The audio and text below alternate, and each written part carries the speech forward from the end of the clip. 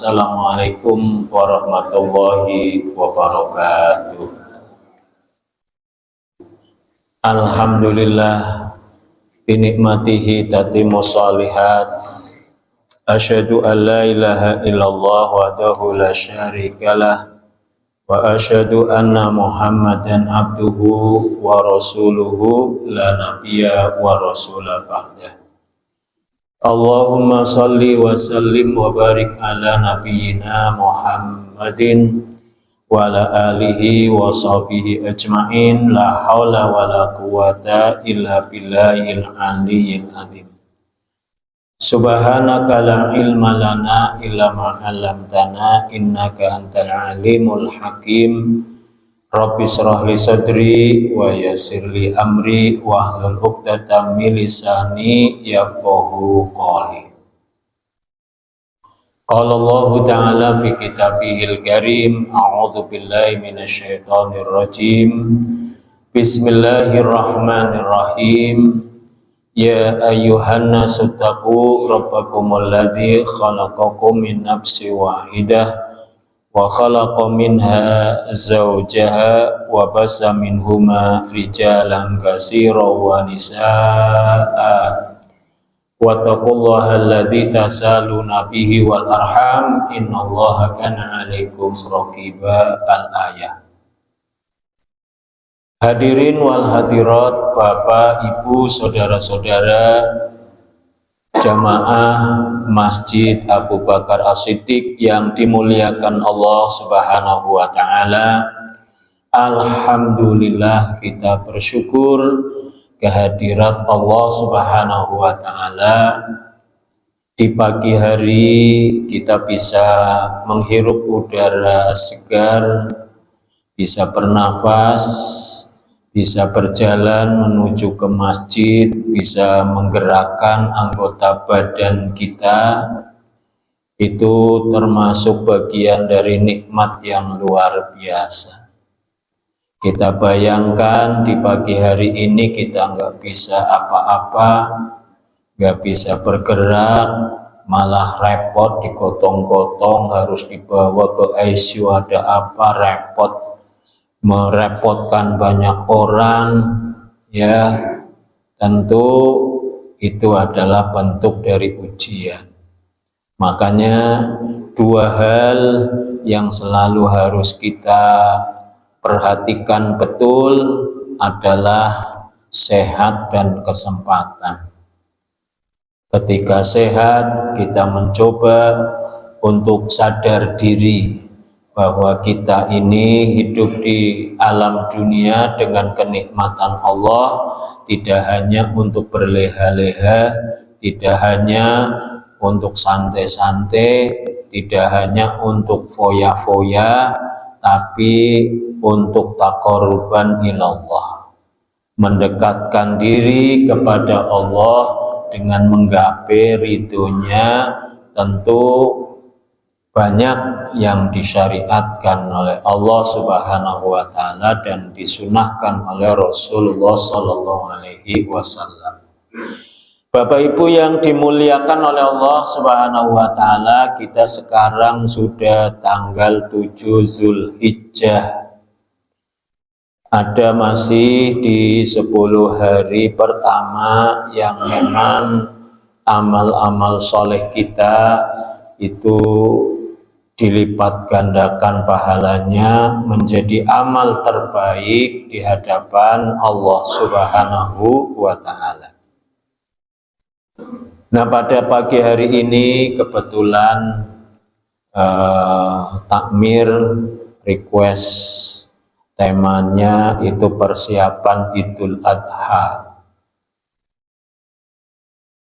Walaupun mungkin sudah banyak ustadz yang menyampaikan selama beberapa pekan, tapi katanya untuk mengingat kembali. Oh, ya udah, barangkali bosan, ya kan. Nah, Bapak Ibu yang dimuliakan oleh Allah Subhanahu wa taala, tinggal beberapa hari. 3, yang pertama jangan lupa itu ada puasa sunnah. Yang kuat memang puasa hari Selasa, tanggal 9 Zulhijjah, yaitu sunnah Arafah atau puasa Arafah. Siyamu yaumi Arafah ahtasibu alallahi ayyukaffiras sanah allati ba'dahu wasanah allati qablahu. Bahwa puasa Arafah itu 1 tahun yang lewat itu akan diampuni, dan 1 tahun yang akan datang itu juga akan diampuni oleh Allah Subhanahu wa Ta'ala. Tapi besok itu tanggal 8 Zulhijjah.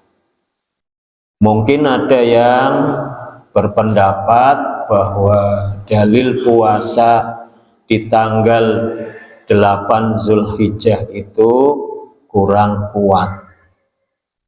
Tetapi kalau kita merujuk kepada 10 hari pertama bulan Zulhijjah, maka itu bagian dari penguatnya.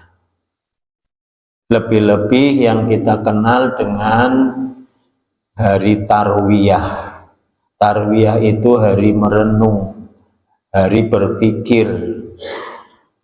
Salah satunya mengambil keputusan terbaik ketika Nabi Ibrahim alaihissalam dihadapkan dengan pilihan yang memang berat antara melaksanakan atau tidak melaksanakan.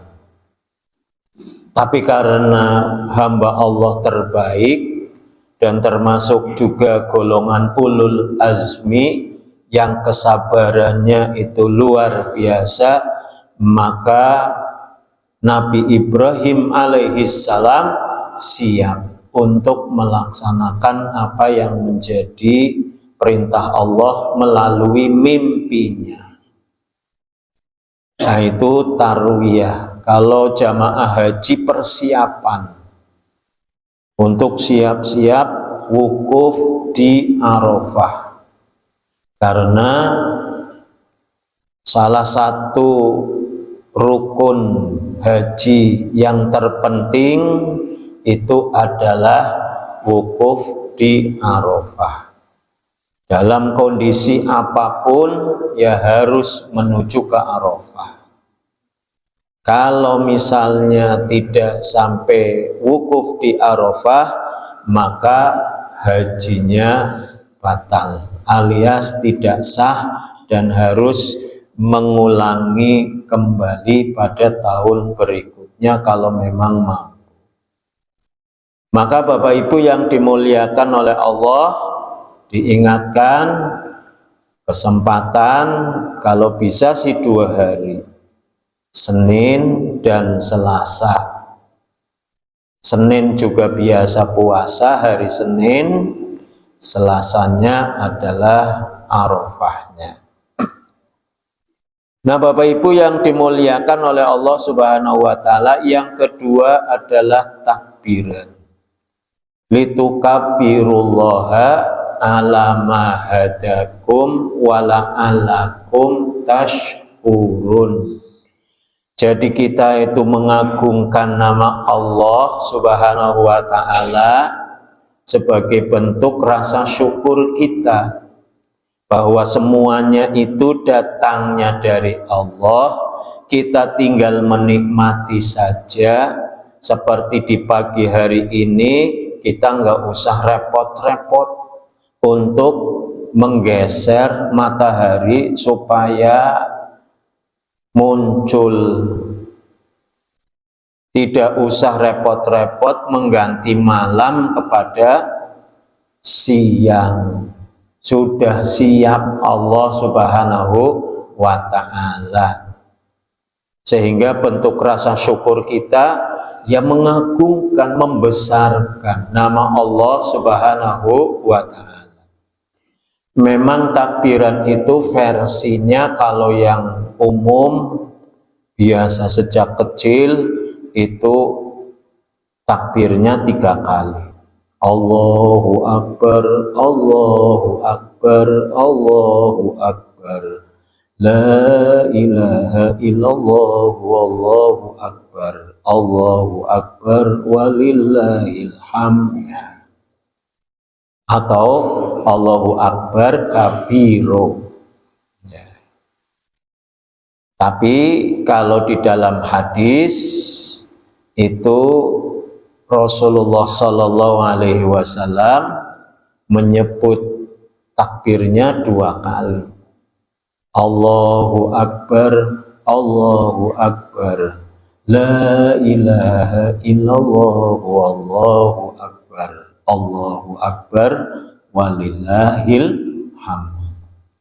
Memang sesuatu yang sudah biasa, apalagi kulino, ya kan, kadang-kadang lisannya ya ngeremnya angel, ya kan, susah.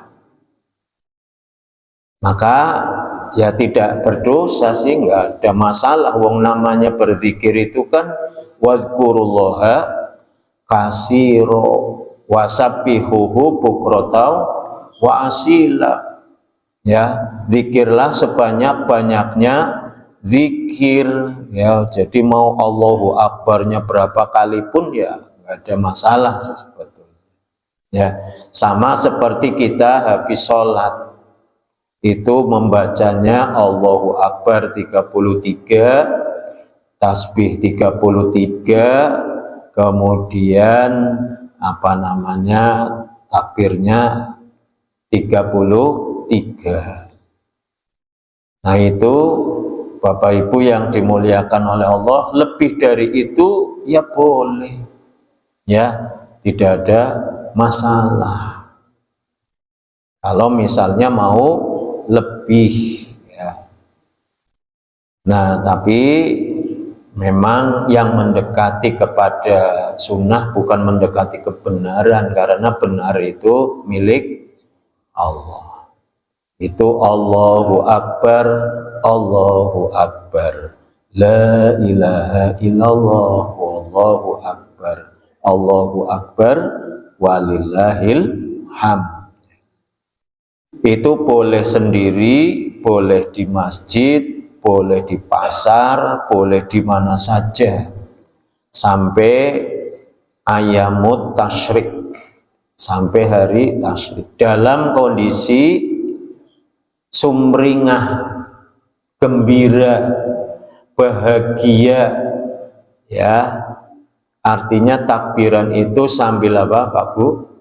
Sambil bergembira. Nah bergembira itu biasanya saling berbagi.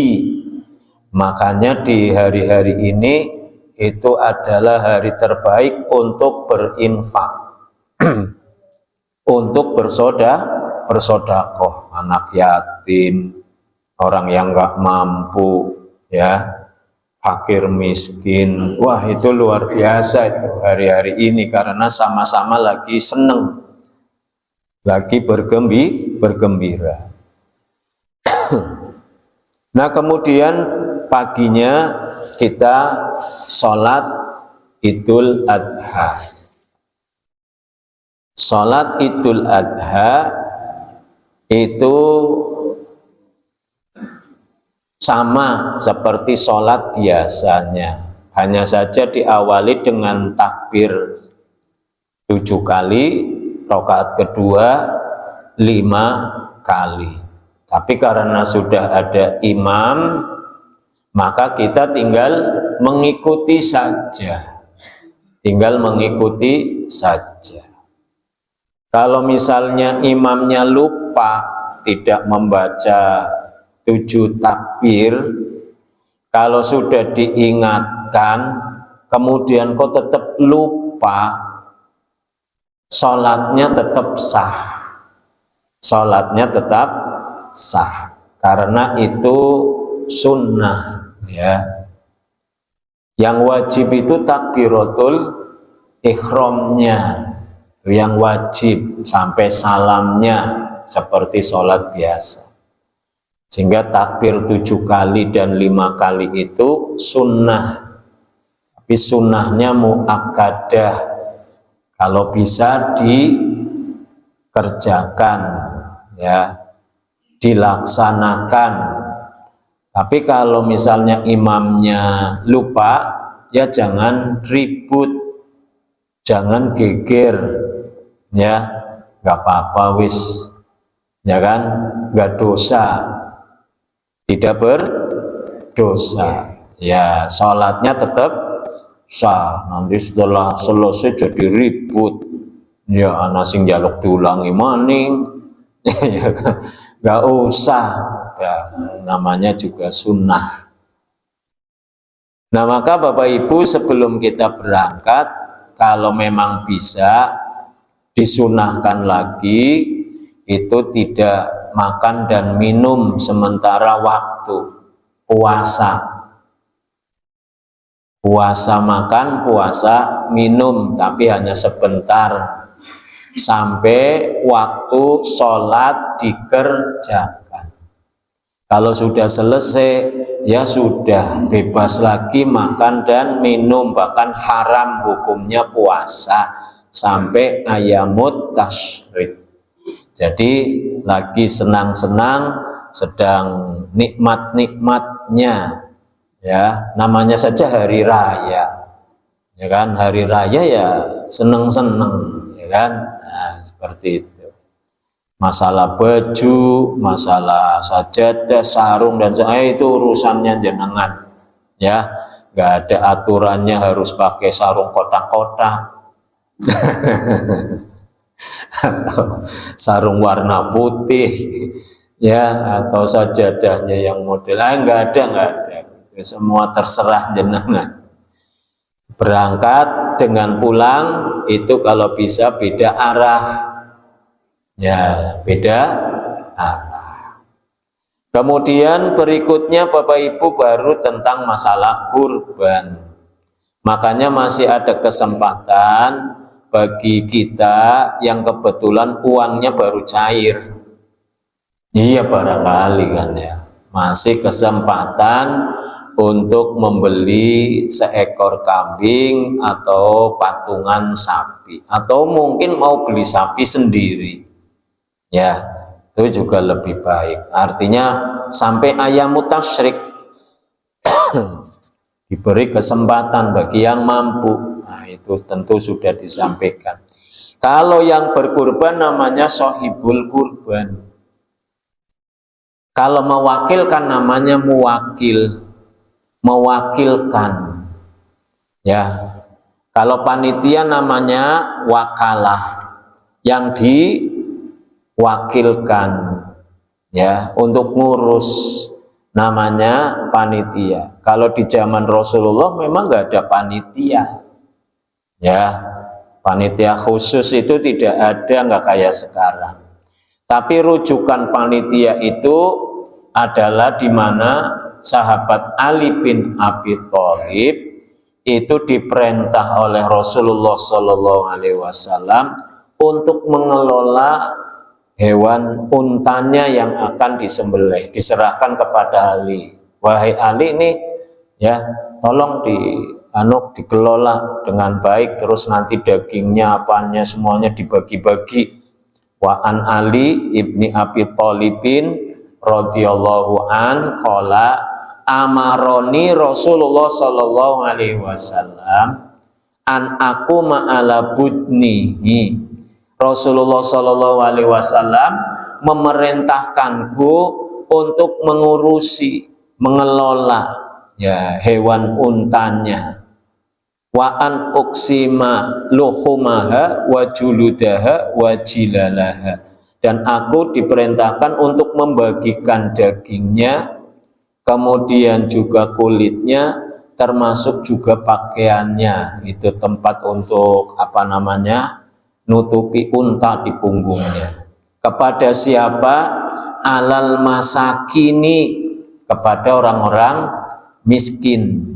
wala uqtiya fi jizaratiha syai'an minha, dan aku tidak boleh atau dilarang untuk memberikan upah kepada pengelolanya atau dalam pengelolaannya.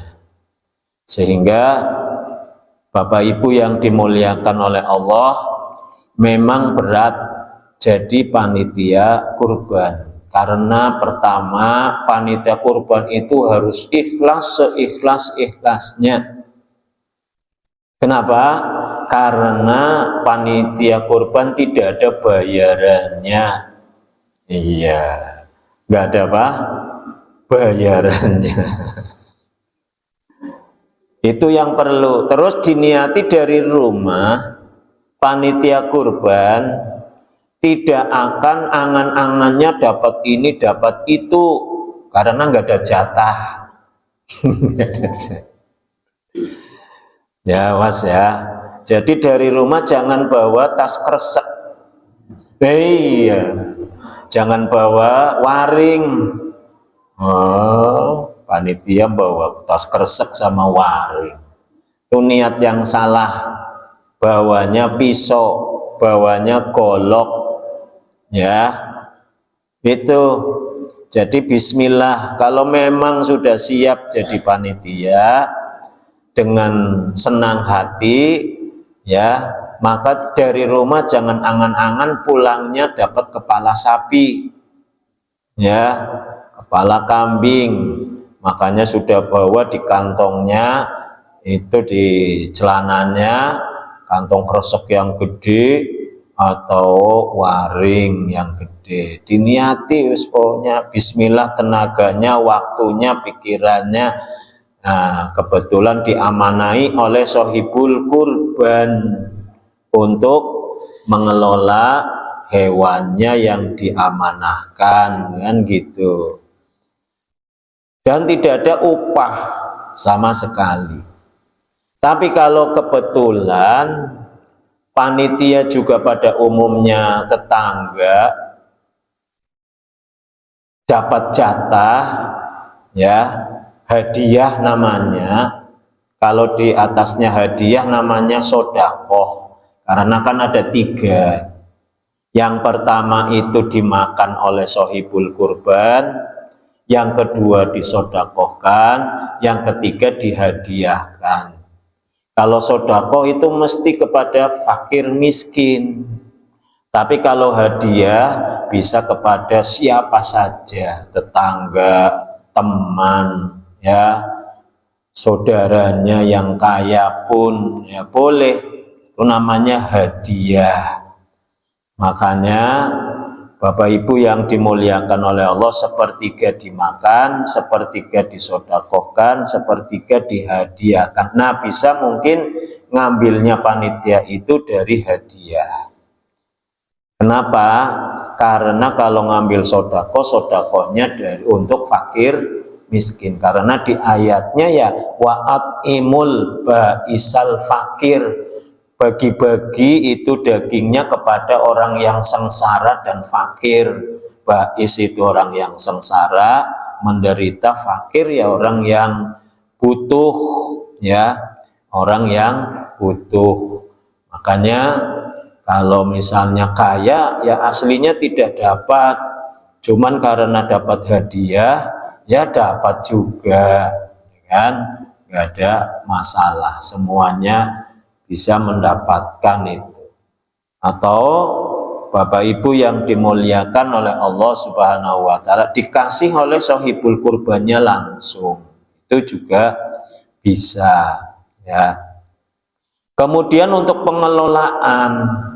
pengelolaan dari mulai penyembelihan, pengulitan, bungkusnya, apanya dan seterusnya, itu sepenuhnya dari sohibul kurban. Karena repot ngurus sendiri, ya, di rumah nggak ada lahannya, ya, repot. Makanya diserahkan kepada panitia.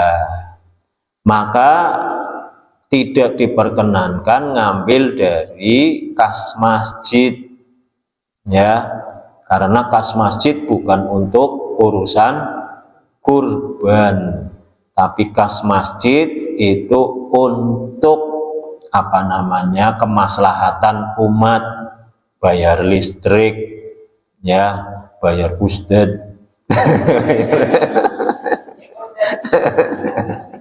bayar ustad, aduh, marbot, perlengkapan AC, ya, pembersihan, macam-macam, ya, pokoknya untuk operasional masjid, bukan untuk kegiatan kurban.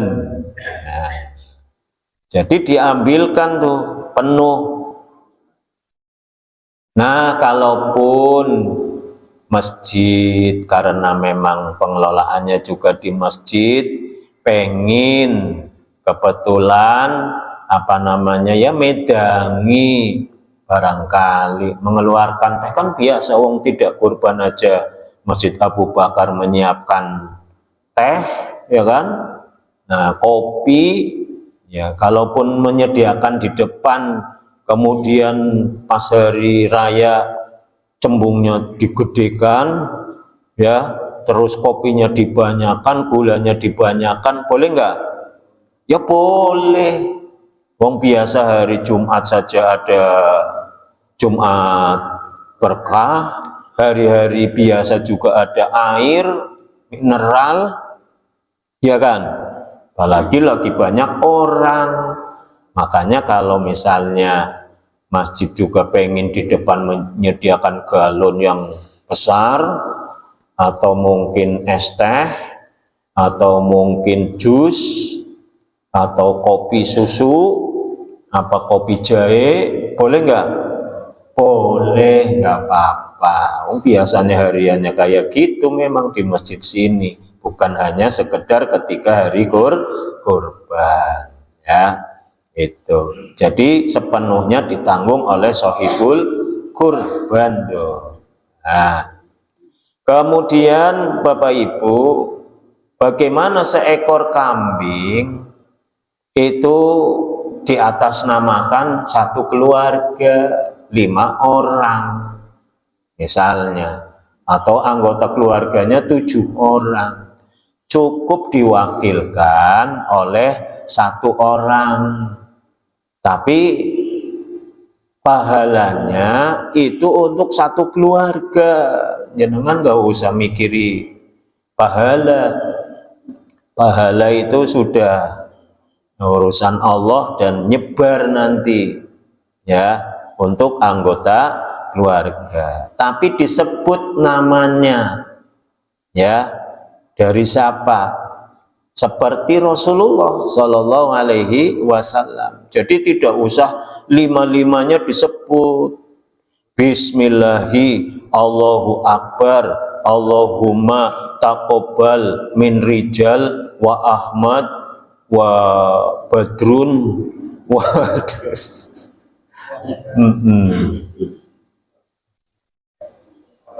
jadi kelamaan, terus nggak ada mode.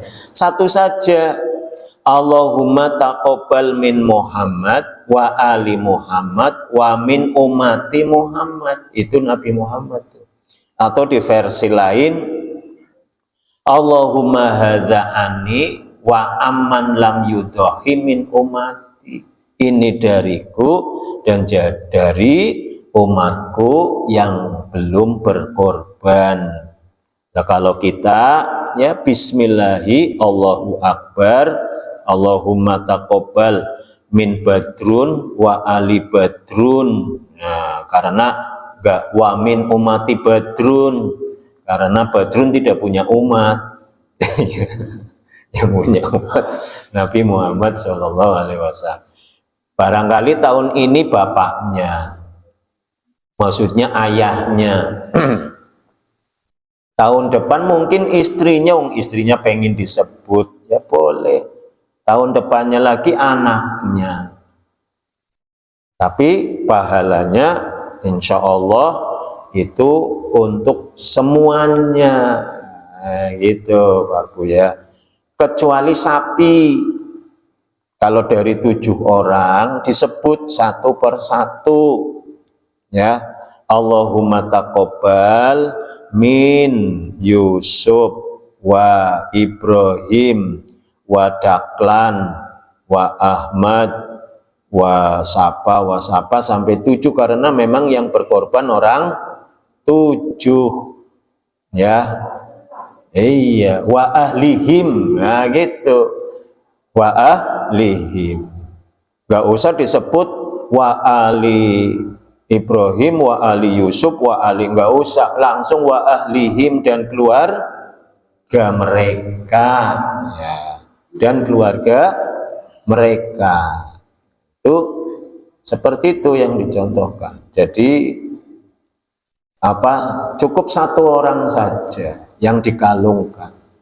Terus yang dikalungkan itu yang masih hidup, jangan almarhum atau almarhumah ya.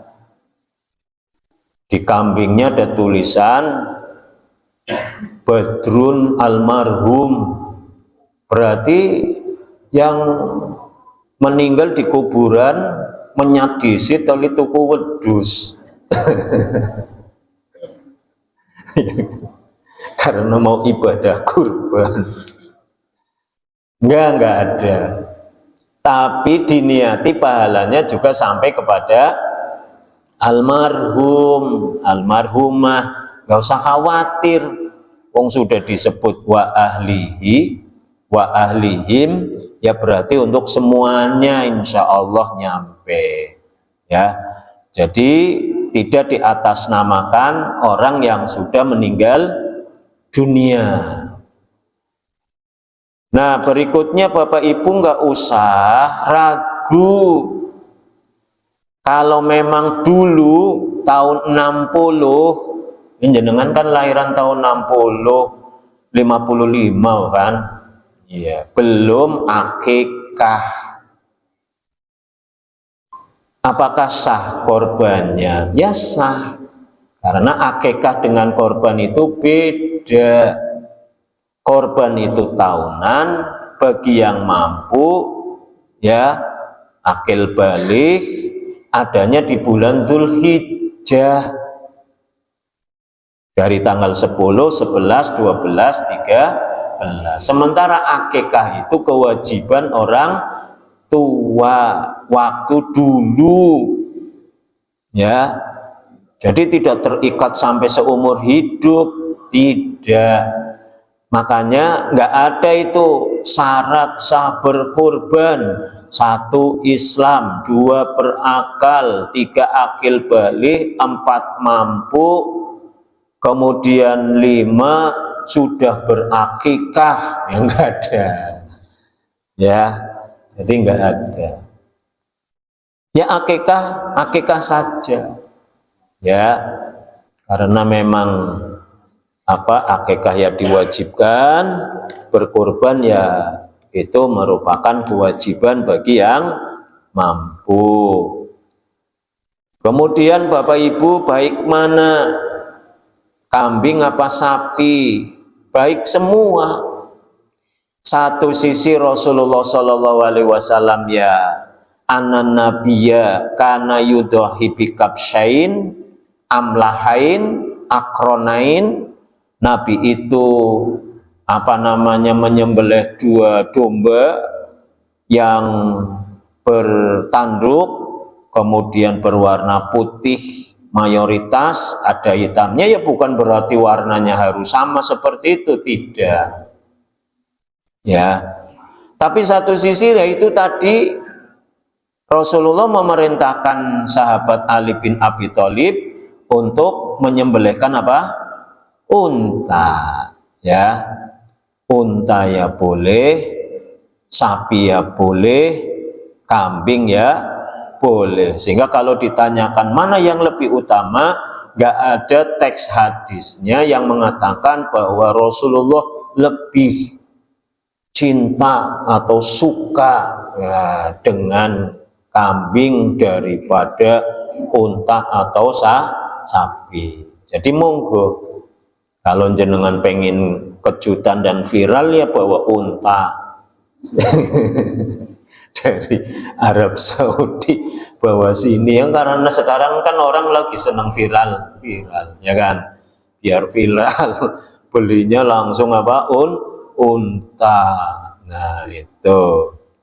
Jadi Bapak Ibu yang dimuliakan oleh Allah Subhanahu wa taala, memang dianjurkan untuk apa namanya, menyaksikan ketika disembelih. Lebih utama lagi di atasnya itu nyembelih sendiri, itu lebih afdol ya. Di bawahnya adalah menyaksikan ya. Jadi kalau menyembelih sendiri lebih baik ya. Kemudian kalau tidak ya paling enggak menyaksikan. Nomor 3 itu menitipkan saja, yang penting sudah bismillah ya, sudah niat berkorban lillahi ta'ala. Nah itu, jangan lupa panitia yang memang menyembelih, pisaunya yang terbaik, goloknya yang tajam, jangan yang ketul ya. Kemudian tidak mengasah pas di depan hewan yang mau disembelih, karena hewan saja punya perasaan ya. Mestinya ketika melihat jenengan lagi ngasah golok di depannya mesti meneteskan air mata ya, makanya ngudur Pak Bu, ya kan, aduh apa disembelih ya kan itu ya, ngerti dia. Terus jangan didekatkan tempat apa penampungan hewannya dengan tempat sembelihannya tanpa ada hijab nutup, karena ngeri melihatnya, waduh ternyata teman saya sudah disembelih, berarti sebentar lagi saya ya kan. Nah, agak jauh. Kalaupun berdekatan ya harus dikasih apalah, spanduk bekas apa-apa kan gitu ya, jangan didekatkan. Makanya nggak usah terburu-buru. Begitu kambing satu lagi mau disembelih, sudah dibaringkan, kambing satunya jangan diikat jangan dipegang di depannya, karena keburu-buru pengen cepat disembelih. Nggak usah, nanti kalau sudah selesai, darahnya sudah mengalir deras, sudah terselesai, dibawa, baru ambil lagi satu lagi, jangan kemudian di sampingnya, kasihan ya. Nah itu dibaringkan dari lambung kirinya, menghadapnya ke kiblat ya, menghadapnya ke kiblat. Diinjek kalau bisa pakai kakinya, kalau yang kakinya kuat. Karena sebetulnya bagi yang ahli itu sendirian saja bisa, bagi yang apa? Ahli. Tapi kalau yang nggak ahli kadang-kadang butuh orang 4. ya 3 lah ya, minimal 3. Ada yang megangin kepalanya, ada yang megangin kakinya. Nah kita itu siap-siap memegang, nginjek sedikit lah ya, lehernya. Jarak antara kepala dengan leher itu jangan terlalu panjang, 3 ini aja, 3 jari ya, diukur tuh 3 jari. 3 jari itu jari telunjuk, jari telengah, jari apa? Manis. Nah itu jaraknya antara kepala dengan lehernya, jadi jangan terlalu ke sini. Nanti yang ke bawah ke kepala begitu dipotong terlalu panjang ya. Itu 3 ini aja, 3 jari itu udah batas ya, cukup standar di mana kita harus menyembelih. Terus 3 saluran harus putus. Saluran pertama itu kerongkongan, kemudian nadi, urat nadi kanan dan kiri, sehingga dicek. Tapi ceknya jangan kemudian pisaunya sudah terangkat tuh. Pisau masih dalam kondisi apa? Nempel. Oh, sudah semua, udah lepas gitu ya. Karena kalau ada salah satu yang tidak lepas, tidak putus, mesti nanti lari-lari. Iya, karena nggak putus, terus nanti lama lah. Kalau sudah kayak gitu, udah lari-lari, nggak boleh disembelih lagi. Biarkan menunggu sampai maghrib.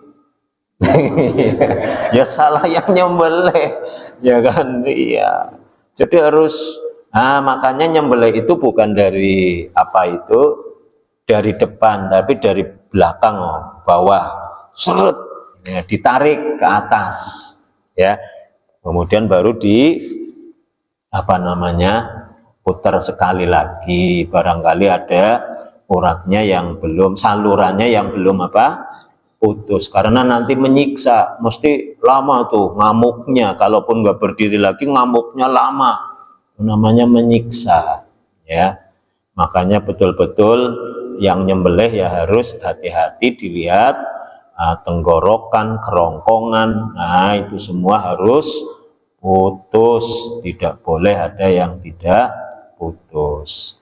Nah, Bapak Ibu yang dimuliakan oleh Allah Subhanahu wa Ta'ala, kemudian berikutnya, bolehkah yang namanya panitia memasak untuk makan bareng, makan siang? Ya, ini memang kalau aslinya Bapak yang senengannya kan disiasati tadi, ada untuk sohibul kurban, ada untuk sodakoh, ada untuk hadiah. Maka yang bisa untuk panitia itu yang hadiah. Nah, maka minta izin sama sohibul kurban. Tapi kalau memang sudah umumnya seperti itu, sohibul kurban juga dari tahun ke tahun mengikhlaskan, maka halal.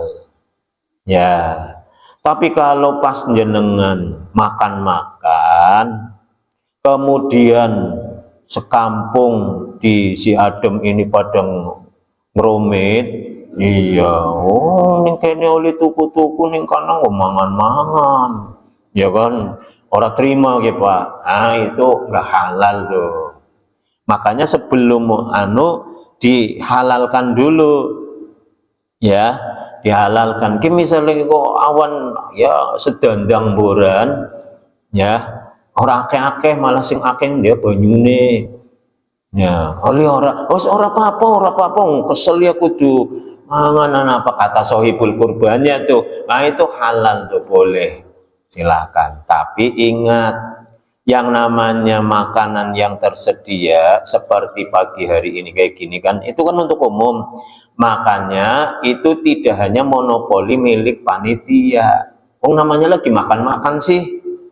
Jadi kalau ada yang nonton kemudian pengen juga makan, masih dikasih, monggo, piringnya akeh, ya segane ya satomplok, ya kan, ya monggo, nggak apa-apa. Itu jangan kemudian panitia duduk, ya orang kesel kemringut ya loh, malah boleh, nggak apa-apa, biar rame rahat. Jadi mangantok teka-teka andon apa, nggak apa-apa. Jadi malah bagusnya kayak gitu, ya, karena memang nggak ada fasilitas khusus untuk panitia, nggak ada, wong namanya saja makan-makan, ya. Kulu kan bebas makan-makan, jadi tidak hanya sekedar untuk panitia.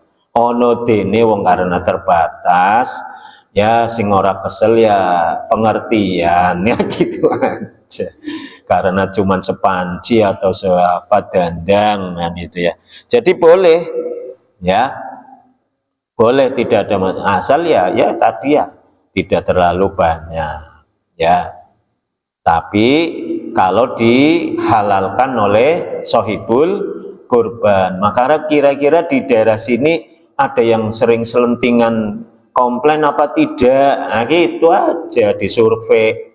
Kalau tahun-tahun yang lalu kok nggak ada, ya kan biasanya kalau uang dana masjid untuk ini itu kan kadang-kadang jadi ribut, selintingan sana sini. Kira-kira kalau untuk makan dari tahun-tahun yang sudah pada ribut apa tidak? Kalau nggak ada ya berarti apa?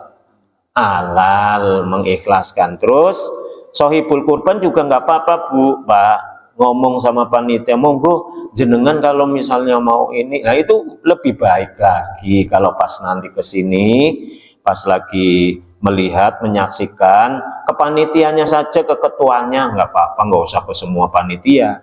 Ya, monggo kalau nanti mau dimasak untuk ini, saya ikhlas nggak apa-apa, itu ya. Ya itu diperbolehkan, ya nggak ada masalah. Yang penting ridho sama ridho, suka sama suka. Termasuk sohibul kurbannya kalau mau nimbrung makan ya boleh, monggo. Nah, kira-kira kalau misalnya sohibul kurbannya mau minta kepala, barangkali nggak tambahan atau ya diperbolehkan, nggak apa-apa, silahkan. Walaupun itu tidak merupakan kewajiban, tapi tidak ada masalah, wong itu haknya sohibul kurban, ya. Jangan kemudian tukaran, lo mesti daging 10 bungkus kok ya, mesti ya Lukman. Cuman jangan minta lagi kalau sudah dapat jatah minta kempol, ya entong, ya kan. Sehingga warga nanti ya iya anggar panjaluk buntut go perhiasan yang mobil barangkali ya boleh, atau aku njaluk sikile loro oli, ya kan, ya mana jukut ya boleh, nggak apa-apa, asal ya kan jangan kempoleh ketarane ora korban. Gitu ya Pak Bu ya, nggak apa-apa. Nah sekarang Bapak Ibu tentang kulit panitia, ya memang secara umum panitia ya semua ulama udah sepakat karena hadisnya jelas nggak boleh menjual kulit. Man ba'a jilda udhiyatihi fala udhiyatalah. Siapa yang menjual kulit hewan kurbannya, maka berarti belum berkorban atau tidak berkorban, atau berkorbannya tidaklah sah. Nah bagaimana? Ya namanya ulama, ya mensiasati bagaimana supaya itu jadi halal. Ya lagi-lagi diamanahkan, wong namanya sohibul kurban, menitipkan, kemudian menyampaikan. Ini yang baik seperti itu kepada panitia. Nih saya nggak bisa ngelola kulit, jadi kulitnya tak serahkan kepada panitia, monggo diapakan. Nah gitu. Yang baik itu ada akadnya seperti itu. Nah setelah itu kemudian panitia itu boleh menjualnya, ya, karena jumlahnya banyak. Untuk apa duitnya? Duitnya bisa dibelikan daging lagi untuk fakir miskin, bisa, ya. Kalau Abdus Somad malah ngomongnya duitnya dimasukkan ke kresek. Ya, pokoknya dimanfaatkan lagi untuk fakir miskin. Ya, bahkan Adi Hidayat memperbolehkan untuk diberikan ke takmir masjid, ya. Berarti bentuknya apa itu? Ya sodakoh, ya disodakohkan. Walaupun kalau sodakoh itu tidak bisa ke masjid, sodakoh itu yang mesti ke fakir miskin. Jadi orientasi pertama bagaimana kulit itu bisa dimanfaatkan, mungkin duitnya dibagi-bagi ke yatim piatu, ya, amplopi selawenan, ya kan, itu bagus. Atau untuk beli, kalau kambingnya banyak, beli lagi hewan satu, barangkali bagi-bagikan lagi ya bisa, ya. Nah, tapi kalau hadiah itu bisa dikasihkan ke takmir masjid, ya, kalau memang mau dihadiahkannya ke masjid. Nanti masjid kan juga kembali lagi ke jamaah untuk beli ponggol, ya kan, untuk macem-macem lah operasional. Jadi boleh, monggo dipersilahkan. Tapi kebanyakan itu lebih kepada dikembalikan lagi kepada fakir miskin, itu yang lebih utama seperti itu. Karena kalau misalnya dikasihkan ke sohibul kurban cuman satu juga repot, mau diapakan lah, ya kan. Nah itu, jadi Bapak Ibu yang dimuliakan oleh Allah Subhanahu wa taala, monggo panitia kalau sudah di amanai oleh sohibul kurban ya mutlak itu sudah silahkan. Yang penting jangan diperjualbelikan dan jangan dijadikan untuk upah, ya, untuk upah panitia atau penjagalnya, karena semuanya sudah diurus oleh sohibul kurban. Nah terakhir Bapak Ibu yang dimuliakan oleh Allah Subhanahu wa taala, bolehkah menjual daging yang sudah diberi? Ya ini namanya mentalitas, lagi berkurban malah jual daging. Ya itu orang awam karena nggak pernah ngaji. Kalau Bapak Ibu nggak doyan, nggak suka daging, ya dikasihkan biar dapat pahala, jangan malah dijual. Wong setahun sekali, kecuali yang nggak pernah ngaji, nggak pernah ibadah, nggak punya muruah itu nggak punya kehormatan, ya kan. Itu udah mungkin tapi kalau pengen terhormat, nggak suka, dikasihkan kepada tetangganya, kepada saudaranya, gitu lebih utama, ya gitu. Jangan malah dijual, ya. Apalagi Bapak Ibu serakah, ya, serakah. Mentalitas serakah itu lagi-lagi yang nggak pernah ngaji. Di Abu Bakar minta, di Qof minta, di Al-Firdaus minta, di mana minta, Al-Irsyad minta, muter bawanya kantong terigu, ya kan, atau waring, ya, alun-alun minta. Itu namanya tomak, ya, namanya toma. Kalau sudah banyak dijual lagi, nah itu namanya toma. Ya kalau sudah dapat, malah yang terbaik itu tidak minta tapi dikasih, dikirimi, nah itu terhormat sekali. Ya lu kok aku dulu, nah itu malah memalukan. Ora dineya orang dineya kebangetan. Dineya terima kasih, alhamdulillah, kan gitu. Nah termasuk panitia ini, mentalitas panitia itu harus dibangun kuat betul. Jangan jelempet, iya. Jadi dibuang, tapi dibuangnya bukan dibuang di sampah, dibuangnya di pot. Iya, kok ngerwi sepi dijukut, ngambil ati, dan atine kurang. Wong wedhuse 15, atine dari 10 ke. Pada mengendiki atine ke. Jebule seka omah nganggo celana sing esake akeh. Aduh. Nah itu batal itu jadi panitia itu, ya. Nah jadi panitia pokoknya bersih, nggak bakalan nyelempet, nggak bakalan. Nah itu kalau niat nyelempet mendingan nggak usah jadi panitia. Ya panitia ya kesel, mampu perengus, apa maning nyekeli wedhus, ya mesti kotor. Terus kalau ikut nyembelih ya mesti kena kecipretan darah. Lu begitu sudah mau selesai, mucu-mucu, ya aku kesel lagi, aku dunia oleh ya kowe tarane pengen, ya bersih. Kalau jadi panitia bismillah, Tawakaltu 'alallah la haula wala quwata illa billah.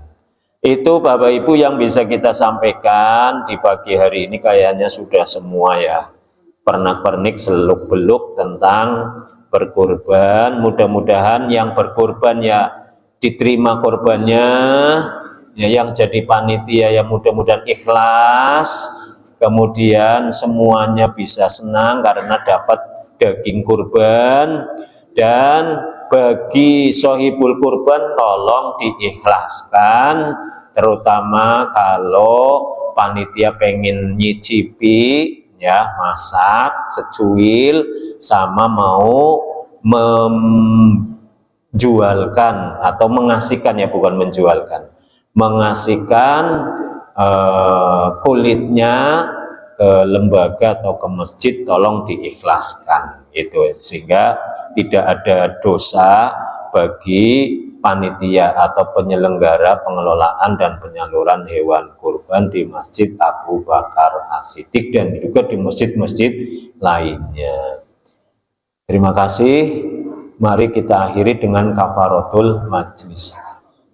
Subhanakallahumma wa bihamdika asyhadu an la ilaha illa anta astaghfiruka wa atubu ilaik. Wabillahi taufiq wal hidayah. Assalamualaikum warahmatullahi wabarakatuh.